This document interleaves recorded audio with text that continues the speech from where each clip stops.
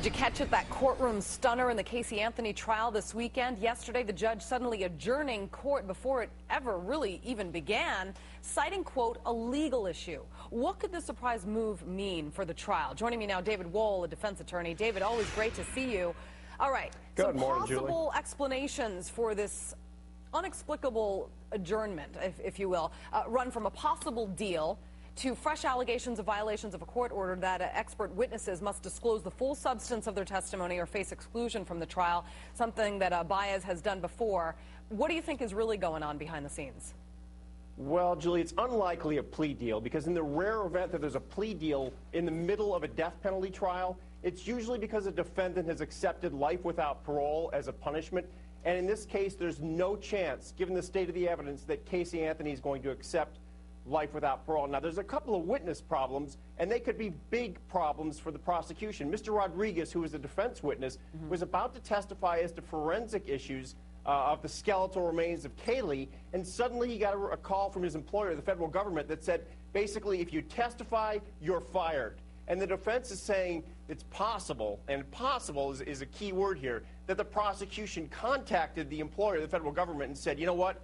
Look what's about to happen here. Your employee is about to testify, and we want you to know this. And if that's the case, it could be witness tampering. So that's a huge problem. If I'm a defense attorney, I would file a motion to dismiss the charges based on prosecutorial misconduct.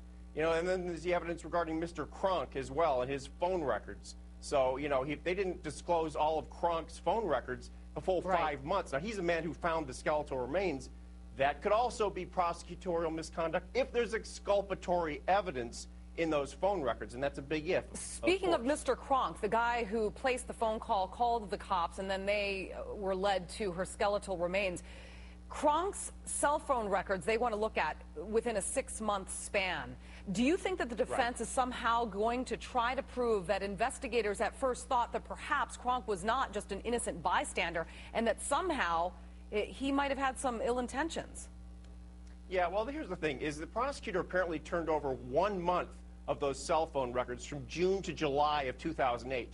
Now, they're going to hypothesize that those extra 5 months until Kaylee's body was found in the dirt lot somehow contained, you know, information of his whereabouts using the triangulation method that they use to find where people are when they make phone calls. Now, if he was in the area, perhaps in the area where the skeleton was discovered, it may be that they've got something there. Remember, they're just trying to raise reasonable doubt. And if they don't have that information, and the information was not turned over to them, boy, I'll tell you what, that motion will be flying Monday, and this jury trial may not proceed on Monday if they actually have a motion to dismiss the case based on that misconduct. So it could be huge, Julie. I wouldn't hold your breath, but they're certainly making it a big deal.